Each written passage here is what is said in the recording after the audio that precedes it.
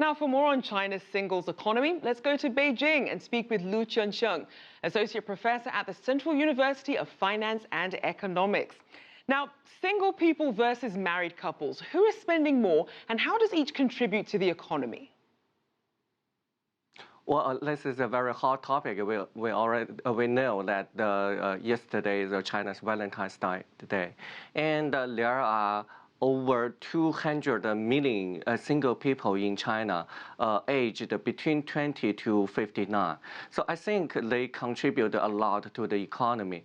There are no clear, provement that shows that there are very clear difference between the single people and all married people to their contribution to the economy. But I think their contribution to the economy is kind of different because the single people spend more money on the tourism and pets, social media, and concerts, entertainment, something like that. But the married people, they have a different style. They spend more money on the children's education, children's entertainment, and the real estate. So I think that's the difference, their contribution to the economy. So how are companies trying to cater to this rising number of singles, especially the ones with more disposable income? Well, the difference, I think there are some reasons for this because the demographic structure is changing. There are more single people, and in fact, there are more single men than women in China. And their income is different. So I think this impact on the real estate market too. And but now the impact is not that clear, and it's just But in the future, I think the single people will they would like to rent apartments, but for the married people, they would like to buy real estate. Now, I think that's the difference. Now, what are some of the cultural changes that we've seen in China about attitudes to being single? Yes, I think this is not just in China. I think it's around the world. The attitudes and the culture, the sociology already change because before, I think several years ago, single people, I think, are considered to be weird or something like that. But now in Beijing, Shanghai, Shenzhen, in big cities, people think being single is just a kind of lifestyle. It's your choice.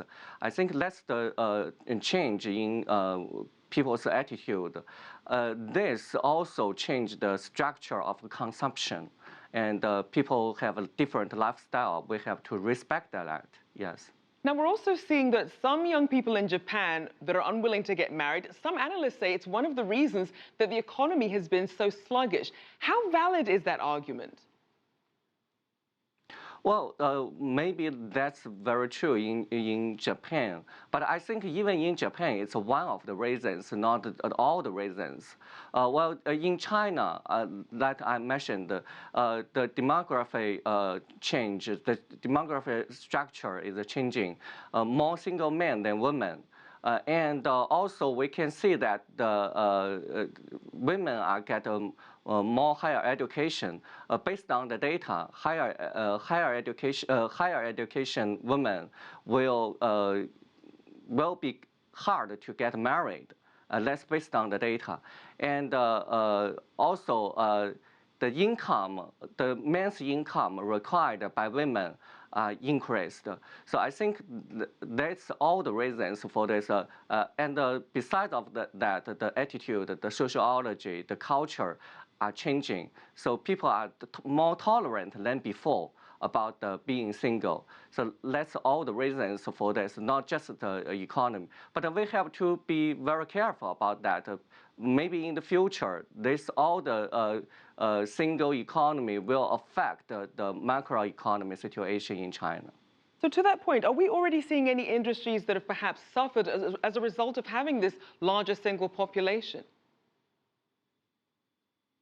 I think that there are already 2 million people are single. So we have to be very careful. But in fact, I think we need to be more worried about the birth rate. And in China, around the world, the low birth rate in developed countries become a social problem. They will affect the economy development. So I think for China also, because we have applied the single child policy for a very long time. Right. Just several years ago, a few years ago, we just we can have 2 children. So I think this will affect the China's economic structure also. So we need to be more concerned about that. All right, well, definitely something to watch for. Thank you so much, Liu Chunsheng from the Central University of Finance and Economics.